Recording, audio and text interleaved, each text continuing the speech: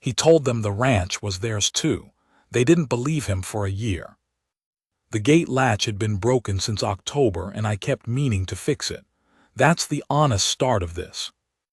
I'd wire it shut every morning, and by afternoon the wind off the mesa would push it open again, and the 2-year-olds would wander into the alfalfa field and bloat themselves stupid. I fixed everything else on that ranch with some version of urgency: the barn roof in September, the pump casing in November, the south fence line in March before the calves came, but the gate latch I kept putting off. Not because it was hard. It was 20 minutes of work, a trip to the tool bench, done. I put it off because fixing it meant walking past the house, past the window, and I'd gotten out of the habit of that. My wife Dora died in the spring of 1881. Stomach sickness, the doctor said, as though naming it explained anything. She was 41. We'd run the Calhoun place together for 16 years, and I will not tell you I handled her being gone gracefully, because I did not. The first winter I drank too much whiskey and let the north pasture go to thistle and forgot to order salt blocks until the cows were licking the fence posts.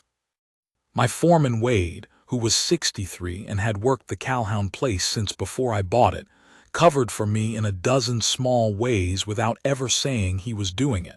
That's a particular kind of loyalty. I tried to remember it when it mattered. By the second winter I was functional again, which is not the same as whole, but it gets the work done. I kept the place running. I kept the books. I let the gate latch sit broken because walking past the house in the evening, past the dark window where Dora used to keep the lamp, was something I managed by not doing it. I'd go straight from the barn to the bunkhouse door, take my supper with Wade and the two hands, and go to bed early enough that I didn't have to sit in the quiet and think.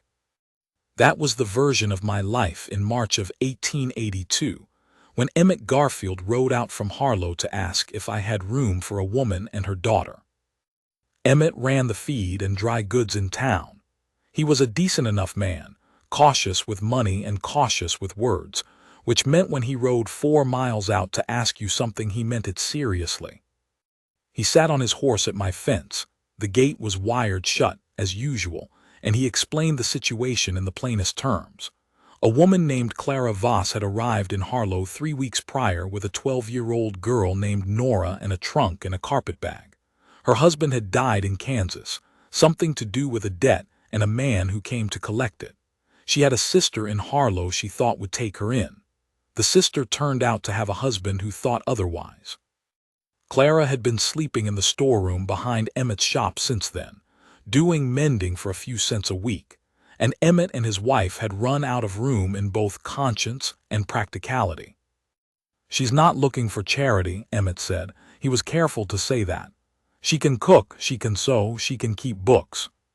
She told me she kept the ledgers for her husband's operation in Kansas before things went wrong. I leaned on the fence post. The wind was cold and coming from the northwest, and I could smell the alfalfa already trying to come up in the field behind me. "How old is she?" I said. 34, 35 maybe. "The girl healthy?"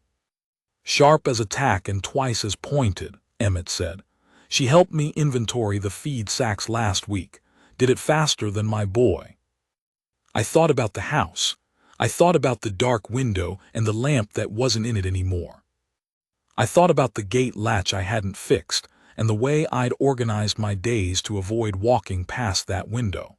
And I thought that maybe the problem with grief is that you accommodate it until it fills the shape of your whole life and you stop noticing. "Tell her to come out Monday," I said. Emmett nodded, careful not to look relieved. "She'll want to know the terms." "Tell her there aren't any yet. We'll figure out what's useful when she gets here." He looked at me a moment. "She's particular about owing people things." "So am I," said. "Tell her to come Monday." She arrived in Emmett's wagon with the trunk and the carpetbag, and the girl sitting beside her straight-backed and silent, watching the ranch come up over the flat. I was at the barn when they pulled in. I walked out to meet them, and Clara Voss looked at me the way a person looks at a situation they've already calculated the exits from. She was not small. She was not delicate. She had brown hair pulled tight and eyes that were some color between gray and green, and she had the specific quality of stillness that belongs to people who have learned that showing what they're thinking mostly creates problems. "Mr. Calhoun," she said. She did not extend her hand. She put her hands at her sides and stood square. "Calhoun's fine," I said, "or will, either one." The girl was watching a red-tailed hawk working the thermals over the south pasture. She didn't look at me at all. "This is Nora," Clara said. "Morning," I said to Nora. "Morning," the girl said, still watching the hawk. I showed them the house. I'd had Wade air it out, and I'd brought in firewood, and I'd cleaned the kitchen myself, which took most of Sunday and produced a level of cleanliness I had not maintained in 11 months. Clara walked through the rooms quietly. She touched nothing. She looked at the window in the kitchen. I'd put the lamp back, a different lamp, one from the bunkhouse. And then she looked at the pantry and the root cellar door and the iron stove, and she came back to where I was standing in the front room. "The bedroom," she said, meaning Dora's and mine. "Is yours," I said. "Yours and Nora's. I'm in the bunkhouse." Something shifted in her face. Not warmth exactly, more like a recalculation. "I'm not putting you out of your own house." "I've been sleeping in the bunkhouse since November," I said, which was true and which I did not explain. "The bunkhouse suits me. The house needs somebody living in it." She looked at me for a moment. "What do you need from me, Mr. Calhoun?" "Calhoun, I need the books kept. Wade does them now and he hates it and he makes errors. I need the kitchen run. I need whatever you're able to give in a day's work, and I don't need more than that. And in exchange, room and board, you and your daughter. If there's cash to spare at the end of the month, it comes to you." "If," she said. "It's been a lean winter. I won't lie to you about the books." She was quiet. The hawk outside let out one of those high, thin calls, and Nora, in the other room, said nothing, but I heard her move to the window. "This is a working arrangement," Clara said, meaning I understood, not anything else. "Yes," I said. She nodded. "Monday I'll start on the books." The books were a disaster. Wade was not a stupid man, but he had not, as he freely admitted, advanced past a third-grade arithmetic, and the ledger for 1881 was a confusion of column errors and carried forward mistakes that had my cattle count wrong by 11 head and my feed expenditures under by what turned out to be $32. Clara sat at the kitchen table for 4 days with the ledger and a pencil and a glass of water she forgot to drink, and at the end of the 4th day she brought it to me in the barn with the errors marked in a different hand and a summary on a fresh page. "You owe the feed merchant $9 more than you thought," she said, "and you have 2 more cows than your count shows. One of them's probably the red one in the north pasture that's been eating her ear tag." I looked at the summary. Her handwriting was small and exact. "This took you 4 days, I said. 3.5. The last half day I was showing Nora how I found the errors. I looked up from the ledger. "She's quick," Clara said, not defensively, just as information. "She'll know how to do this herself inside a month." I thought about the girl watching the hawk on the first morning. She wants to know how things work, Clara said. "Everything. She'll be a pest about the cattle if you let her."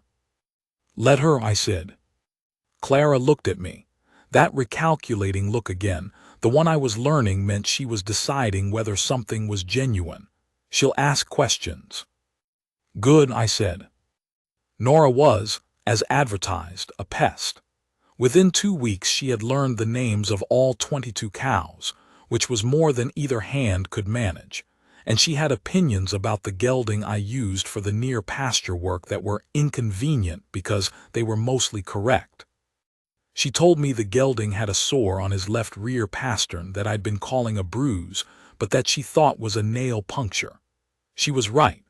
I cleaned it out and the horse was sound again in 10 days, and after that I stopped being skeptical when Nora Voss told me something was wrong with an animal.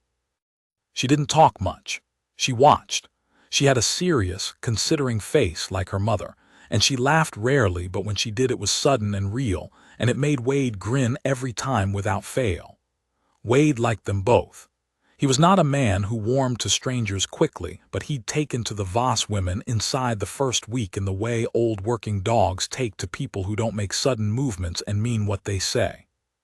He started eating supper in the kitchen instead of the bunkhouse most nights, which put the two hands, Olin and Pete, both young, both useless at conversation, in the position of either eating alone or eating with everyone, and they chose everyone. And by April the kitchen was full most evenings in a way it hadn't been in over a year. I ate with them sometimes, not every night. I didn't want to presume on what Clara Voss had made plain was a working arrangement, and I was careful about that line in the way a man is careful when he knows what it costs to cross it wrong. But I was human, and it was cold still in April, cold in the mornings especially, and the food was better than what Olin made, which was not a high bar. One evening Clara asked me about the gate latch. We were the last two at the table. Nora was in bed. Wade and the hands had gone. Clara was going over the April feed order, and I was checking the calf count against the ledger, and she said, without looking up, "The latch on the south gate is broken." "I know it," I said. "The 2-year-olds got in the alfalfa today. Olin chased them out, but one of them had been in there a while. I'll fix it tomorrow." She looked up then. "It's not a complicated fix." "No," I said. She looked at me a moment and then looked back at her ledger. She didn't ask why it had been broken since October, and I didn't explain it. But the next morning I got up before first light and went to the tool bench and fixed the gate latch in the dark, by feel and by lantern, in about 20 minutes. I came back past the house on my way to the barn, and there was a light in the kitchen window already, Clara, starting the stove for the day, and I stood there on the path for a second in the cold air, and I thought, not for the first time and not for the last, that I was glad Emmett Garfield had ridden out. Summer came the way it does out there on the high plain, all at once, the grass going tawny and the sky going white and the work shifting to the rhythms of heat.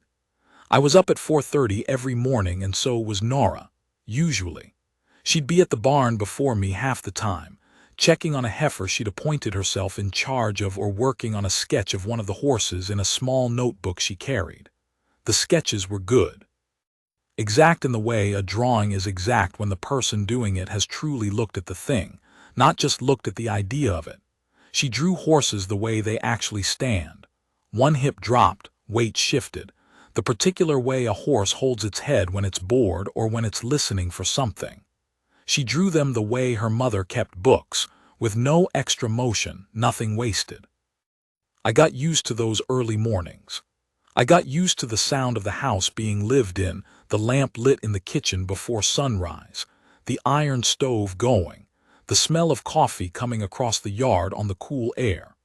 I had not realized how much of my daily management had been devoted to not noticing the absence of those things until they were back, and I didn't have to manage anything. It's a strange experience, realizing that a wound has been healing quietly, and you hadn't noticed because you'd been so careful not to look at it. Clara ran the house like she kept the books. Nothing wasted, nothing overlooked, nothing sentimentalized.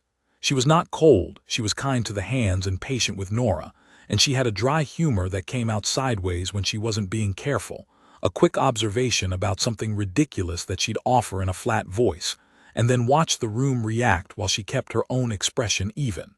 She was not soft either. She did not invite intimacy, and she did not perform warmth for its own sake. She thanked me when I gave them a cut of the beef at the end of summer branding, and she said it plainly, and she did not elaborate. She fixed things that broke in the house without asking me first. She planted a kitchen garden without asking me.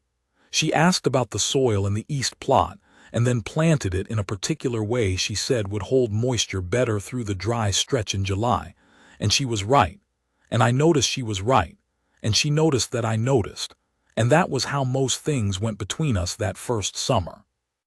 Olin helped her put in the fence posts for the garden. Pete carried water for her when the dry stretch came. I did not ask them to do this. Men do certain things for certain women, and the interesting question is always why, with that particular woman, and the answer is usually that she treated them like they were worth treating well, which is rarer than it sounds. I thought about her. I will say that plainly. I thought about her in the way a man thinks about a woman when he has sense enough not to do anything about it, when the arrangement is working and the risk is too high, and he's old enough to know what it costs when those things go wrong. I thought she was remarkable. I thought the girl was remarkable. I thought about the husband in Kansas, and the man who came to collect the debt, and I did not ask because it was not mine to ask and she had not offered it. What I did was work. I fixed the things that needed fixing. I kept the herd sound and the fences up, and I paid what I said I'd pay, and a little more when October's numbers came in better than I'd projected. Because the books were honest, and she'd made the books honest, and that had a value I could measure directly in dollars. She took the extra without argument, which meant she'd checked the numbers herself and knew it was right. In September, I had Wade start building a small room off the back of the house. An addition, for storage, I said. Wade looked at me with the look of a man who has worked for you long enough to understand what you mean when you say something that doesn't quite mean what you said. Storage, he said. That's what I said. He built it. It had a window and a real wood floor and a door with a latch that worked, which I made sure of personally. When it was done, I told Clara it was for storage, and she looked at it for a long moment and then looked at me. That's a very nice room for storage, she said. Yes, I said. She went back to the kitchen. A week later, she moved Nora into it. The girl had the window painted with some kind of mud and chalk pattern inside 4 days, horses and birds, and something that might have been the ranch scene from up high, from a hawk's eye, and Clara let her do it, and it stayed there through 2 winters, and I never once considered washing it off. The winter that followed was harder than the previous one. In January, we had 3 weeks of cold that killed 2 calves. I hadn't managed to move inside in time, and froze the pump casing again despite what I'd done to it in November, and put Wade in bed with a chest cold for 10 days. I was short-handed and overextended, and losing more sleep than I liked to account for. The cold came at night most viciously, the temperature dropping another 10 degrees after dark, and I'd be up twice to check the barn and come back in so cold it took half an hour to get my hands working right again. Clara kept the books and the kitchen, and she also, without being asked, started coming to the barn for the indoor cattle work during the worst of it. She was not afraid of cows. Most women who hadn't grown up on a ranch were wary of them or politely indifferent. Cows are large and unpredictable, and they smell like what they are. But Clara Voss walked into that barn in January with her coat buttoned and her sleeves up, and she helped Olin work the calves without flinching, and without making it a thing that needed comment. She was not strong the way a ranch hand is strong, not the kind of strength that comes from 10 years of lifting and hauling, but she was efficient, and she didn't waste motion, and she learned fast. Olin, who was 22 and not known for generous assessments of other people's abilities, told me privately that she was better with the calves than Pete, which was not entirely a compliment to Pete but was clearly meant as one to Clara. Nora, meanwhile, had declared the smallest calf, a white-faced Hereford who'd come out undersized in November and should not, by any reasonable accounting, have survived to be her personal project. She bottle-fed it through January and February with a regularity that most adults would not have maintained, getting up before first light to heat the milk and going out in the dark and the cold to a barn that was cold itself, 20-some degrees some mornings, and feeding that calf with a patience that had nothing to do with being told to. She named him Judge. I didn't ask why. Judge reached 5 months old and grew into the most aggressively friendly animal on the ranch, which turned out to be its own kind of problem since he had no instinct for staying out of the way of people trying to do other things. But I didn't have the heart to send him with the others, and I told Wade so, and Wade said he understood, which he did because he'd watched the girl feed that calf in the dark. In February, during the worst cold, I came in from the barn late one night and the kitchen light was on. I almost went around to the bunkhouse door out of old habit, the habit that had formed in the 11 months after Dora died. But I was cold past my bones and I thought, and the thought surprised me with how simple it was, I thought I'd rather be where the light was. I knocked. Clara opened the door. She was in her house dress with her hair down and she looked at me and then past me at the darkness and the cold and she said, "Get in here," and held the door wider. I sat at the kitchen table. She put coffee in front of me without asking and sat across from me with her hands around her own cup, and she didn't ask what was wrong or try to start a conversation. She understood, I think, that there wasn't one thing wrong, just the accumulation of everything that winter, the calves and the pump and Wade in bed and the cold coming back every night like it had somewhere to be. We sat there maybe 20 minutes without talking. The stove ticked. Outside, the wind was doing something to the barn eaves I'd have to look at in the morning. "The white-faced one," I said finally. "Olin says she's not going to make it to spring." Clara was quiet a moment. "Does Nora know?" "Not yet." "She'll be all right," Clara said, not as reassurance, as assessment. "She'll grieve it and then she'll be all right." I looked at her across the table. In the lamplight her face was even and undefended, the daytime wariness mostly gone. She looked younger in the lamplight, and she also looked tired in a way that had nothing to do with sleep, the kind of tired that accumulates from holding things together for a long time. "You didn't grow up on a ranch," I said. "No, Kansas, a town. My father had a hardware store." "You're not afraid of the work?" "I'm afraid of plenty of things," she said, "just not that." The wind hit the eaves again. I wrapped my hands around the cup and felt the heat come back into my fingers. "Thank you," I said, "for what you've done here this winter. The books, the calves, I couldn't have kept the herd managed and the accounts both, not short-handed." She looked at me steadily. "You'd have managed." "Worse," I said. A corner of her mouth moved, almost a smile. "Yes," she said, "worse." We stayed a few minutes more and then I went to the bunkhouse, and I slept better than I had in a week, which I thought about in the morning and then put aside to go look at the barn eaves. In March the white-faced calf died. Not Olin's fault, not Clara's, not anyone's. The calf had come out wrong in some interior way, and the cold had found the wrong place, and that was the end of it. Nora sat with her for an hour after, and I sat outside the stall on an upturned bucket and didn't say anything. Didn't tell her it was going to be all right. When she came out her eyes were red and she looked at the floor and then at the stall door. "Judge is still here," I said. "Judge is a steer," she said. "He doesn't count the same." "He counts," I said, "just a different kind of count." Nora looked up. "Is that supposed to make sense?" "No," I said. "I'm sorry about the calf." She nodded. She stood there a moment. Then she said, "Can I learn to mend fences?" "You can learn to mend fences," I said. She went back to the house. She was fine by supper, eating 2 plates and telling me with some urgency that the red-tailed hawk she'd been watching since the previous March had returned to the dead cottonwood on the east property line and appeared to be beginning a nest.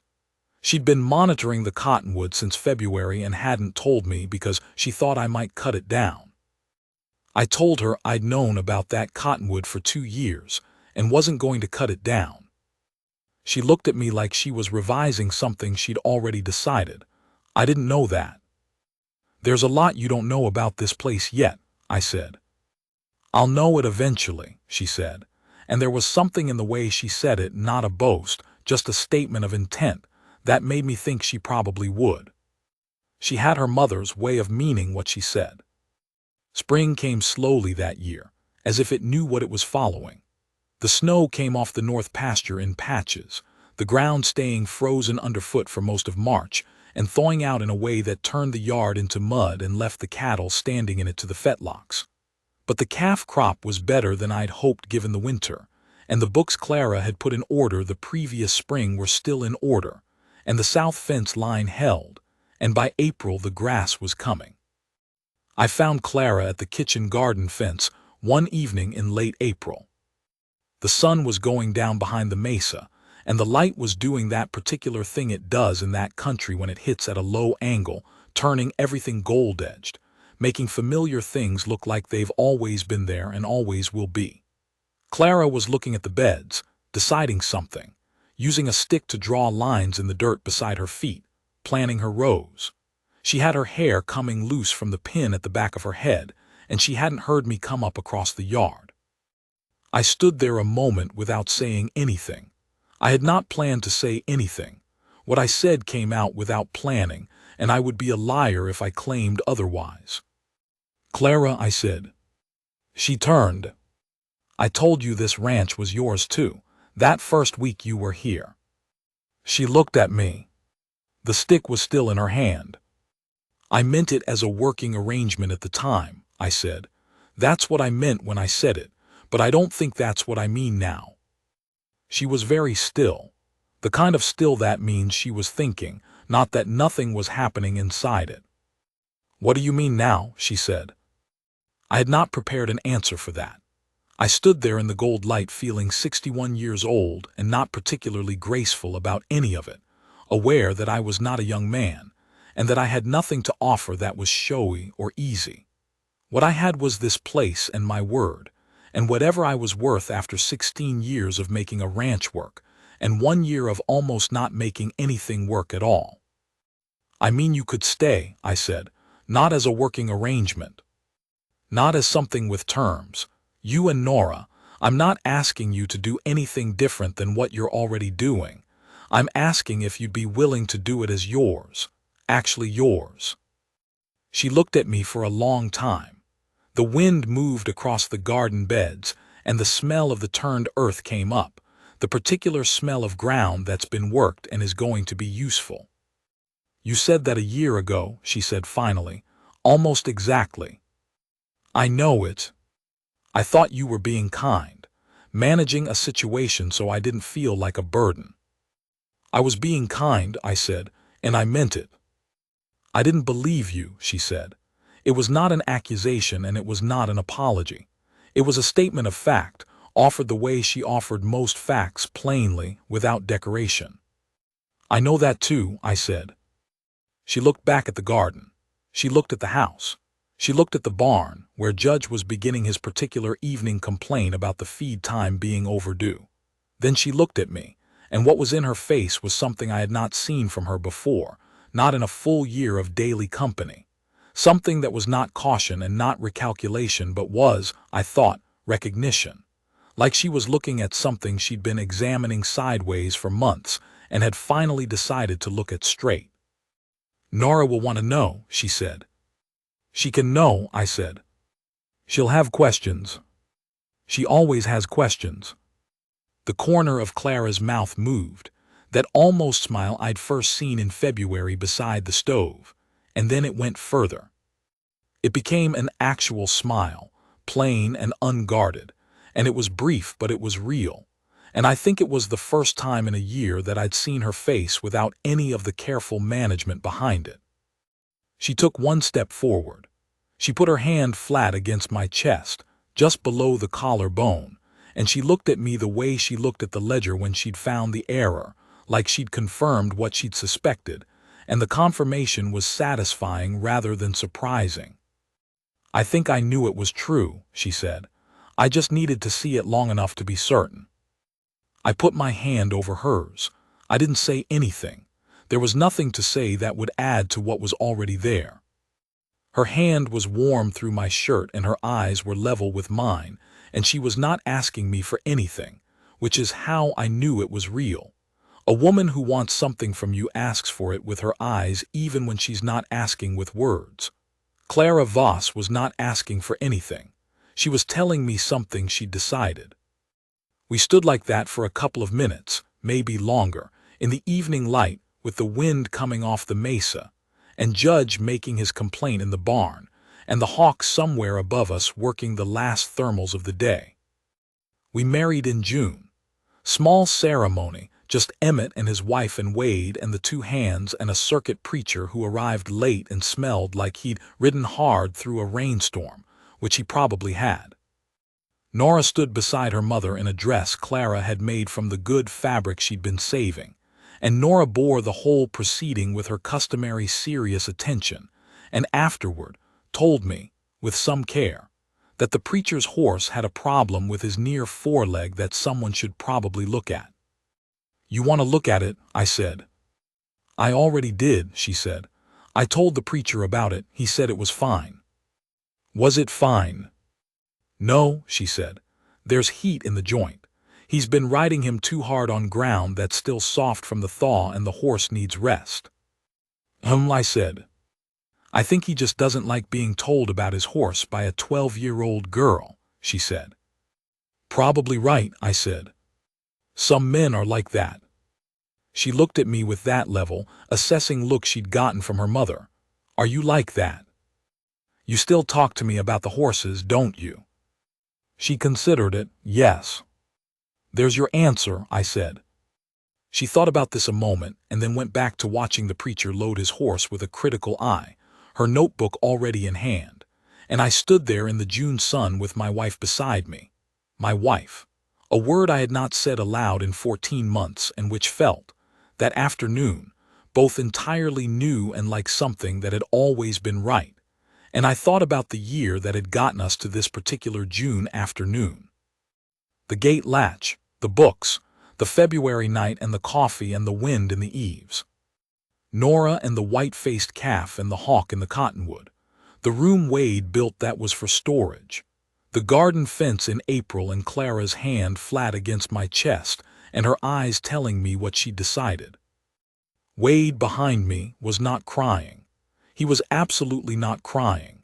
His eyes were red and his jaw was set in the way of a man who has decided not to cry and is managing it with about 50% success. And I did not look directly at him because that seemed like the kindest thing. The preacher's horse, for the record, was lame by the following morning, and Nora told me so before breakfast with the manner of a person who has been proven right and is being restrained about it. I've tried to explain to people what it was about that year that mattered, and I can never quite get it right. Not the winter, though the winter was hard. Not the books, though the books were worse than I'd let on. Not even Nora and the hawk and judge and the white-faced calf, though all of those things are part of it and I wouldn't trade any of them. It was the gate latch. It was the fact that for 11 months I couldn't walk past that house, and in 12 I couldn't imagine not walking toward it. That's what a woman does, if she's the right kind of woman. Not by being soft or by being needy or by requiring something from you that you have to figure out how to give. By working. By being honest.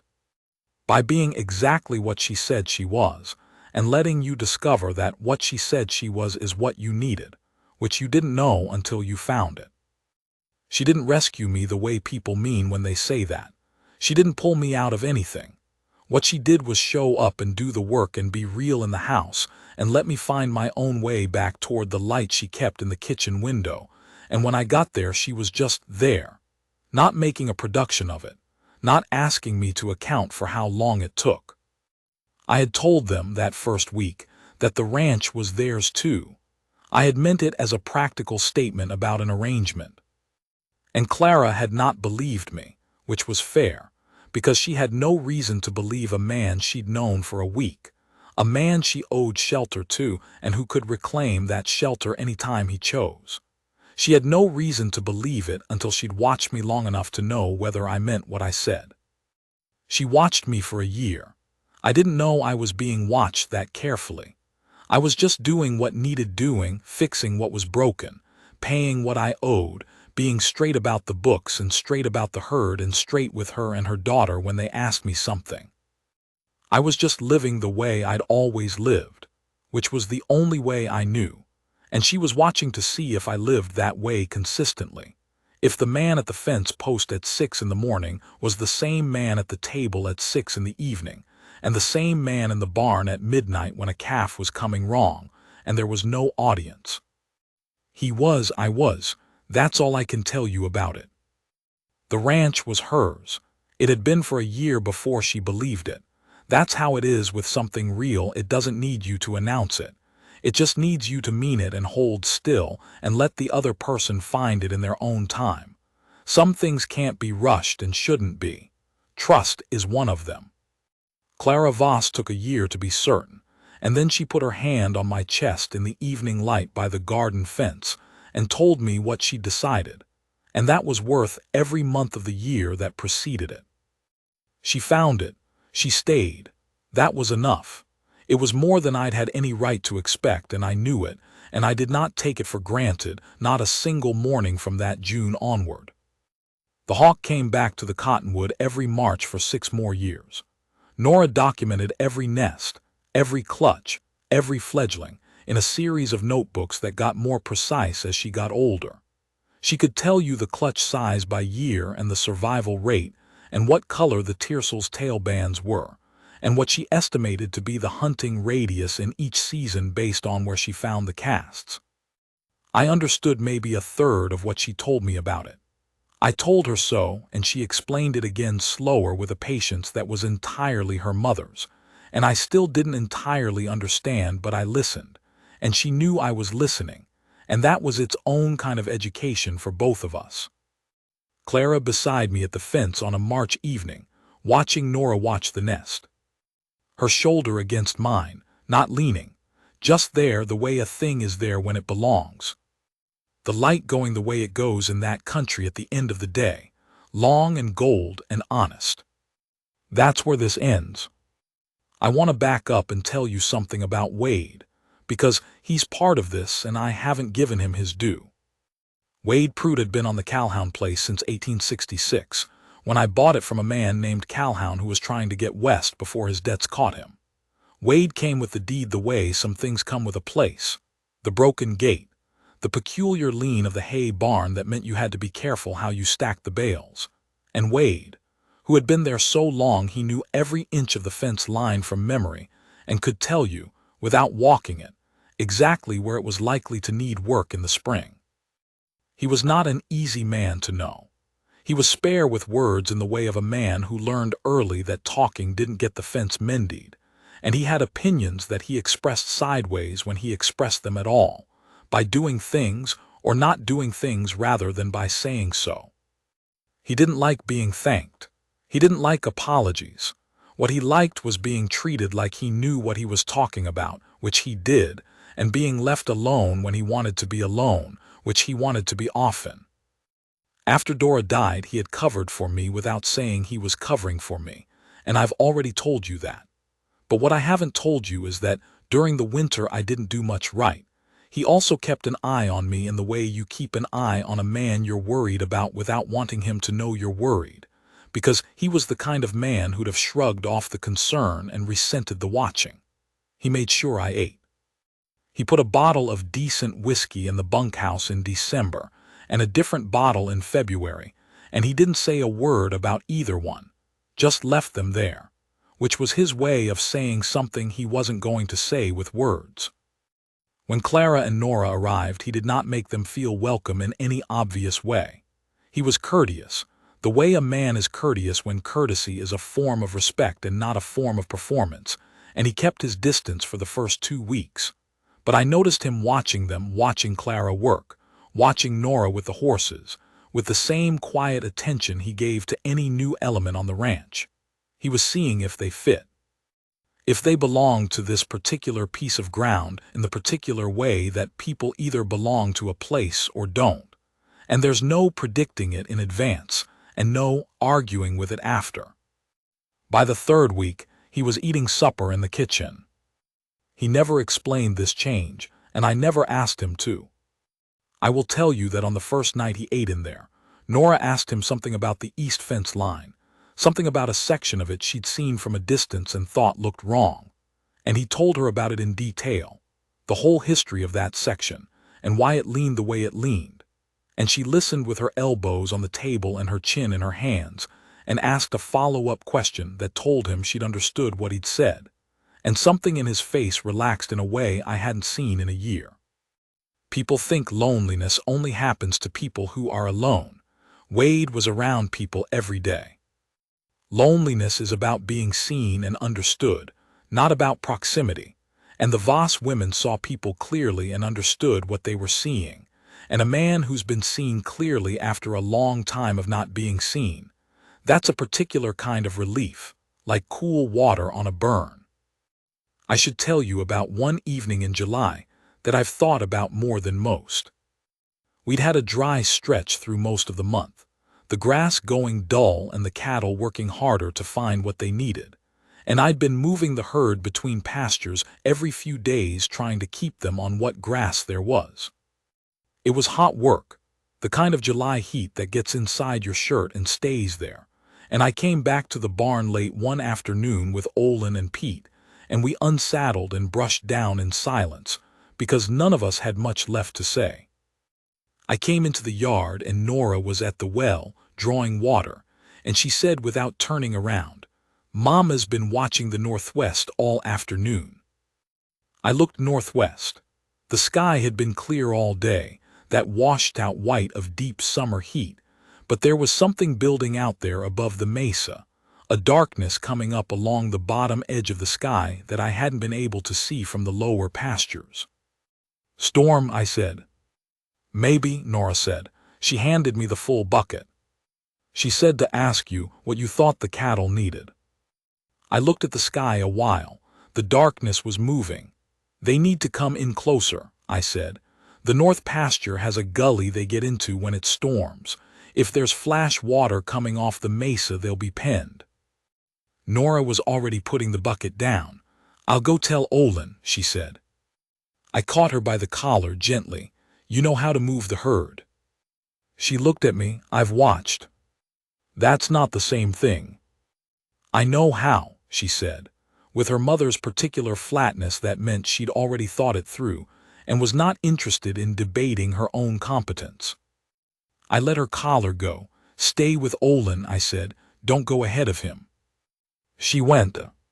I went to the barn to get my horse and found Clara standing at the barn door, looking northwest. "How bad?" she said. "Don't know yet," I said. "Might be nothing, might be a lot of water in a short time." She nodded. She had her sleeves already pushed up. "What do you need from me?" "Stay inside," I said. "Keep the door." She looked at me with the gray-green eyes. "That's not much use." "It's enough," I said. "I need to know the house is solid." She was quiet a moment, understanding that I meant something more than the literal house, that I meant the center of it, the thing I could leave and come back to, and then she nodded and went inside. She'd understood without my having to say it, which was itself a thing that mattered. The storm came in from the northwest inside an hour, rain and wind, and a flash of water down the gully that, if the cattle had been in that north pasture, would have put them in real trouble. We had them in the near pasture by the time the rain hit. Nora and Olin had moved them clean and fast, and Olin told me later with some surprise in his voice that the girl had flanked them correctly on her first try, which most riders with 10 times her experience couldn't do. We were all in the barn when the worst of it hit, the rain coming sideways and the thunder rolling around in the hills. Nora was soaked through, and she was grinning in a way that she almost never grinned, a wide-open grin that had nothing managed about it, and she said to me, "That was it, wasn't it? That was the real thing." "That was the real thing," I said. When the storm let off, we went to the house. Clara met us at the door with towels, and with something on the stove that smelled like it had been going for hours, and she looked at Nora, at the soaking and the grin, and something in her face that was almost always controlled went quiet and warm in a way I did not look at directly because it wasn't mine to look at. She handed me a towel. Our hands touched on the cloth for a second. "Cattle all right?" she said. "All right," I said. She nodded and went back to the stove. That's what I mean when I say I thought about her. I didn't think about grand things. I thought about her hands on the towel and the way she'd stood at the barn door in the flat pre-storm light asking what I needed and understanding what I said without my having to explain it. Those are the things that matter in the long account, not the declarations, not the grand moments, the daily ones, the constant ones. The way a person is at 6 in the morning and at 6 in the evening, and at midnight when something's wrong, consistently, the same person all the way through. October brought the best numbers I'd had in 3 years. I showed the ledger to Clara the first week of the month, sitting at the kitchen table after supper with the lamp between us and the numbers laid out in her careful small handwriting. She went through them twice, as she always did.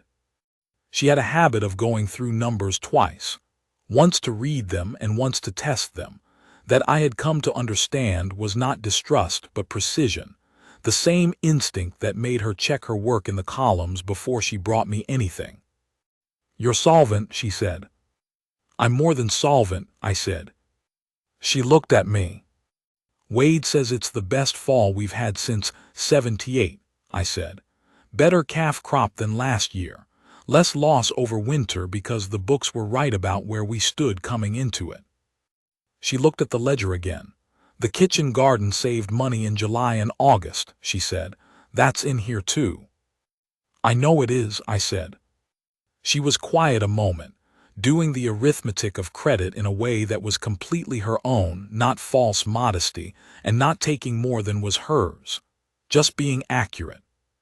"The books were worse than they looked when I got here," she said. "If you'd gone through another winter on Wade's accounting, you'd have been short." "I know that too," I said. "That's part of the number." She set the ledger down. She was looking at the lamp rather than at me, and I could see her deciding something. "Will," she said. It was the first time she'd called me that. Not Calhoun, which she'd used for most of the year after I'd told her the first day to use either. Just Will, the way someone says a name when they've decided something about the person attached to it. I didn't say anything. I waited. "I'm glad Emmett brought me out here," she said. "So am I said. She nodded once and picked up the ledger, and that was all. But it was the kind of all that contains everything, the whole year of it, the work and the winter and the calf and the storm and the gate latch and the February night in the kitchen, all of it held in 2 short sentences said across a table by lamplight. I have had many conversations in my life that lasted longer and said less. There's one more thing I want to say before I finish with the June wedding and the preacher's lame horse and all the rest of it. Sometime in November, about 8 months after Clara and Nora arrived, I had a conversation with Emmett Garfield.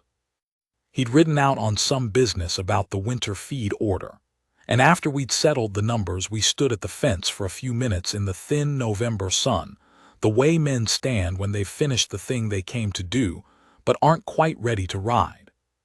"She's doing well here," Emmett said. He didn't say who he meant. "Yes," I said. He was quiet a moment. "I wasn't sure it would suit her," he said. "She's a particular person." "She is," I said.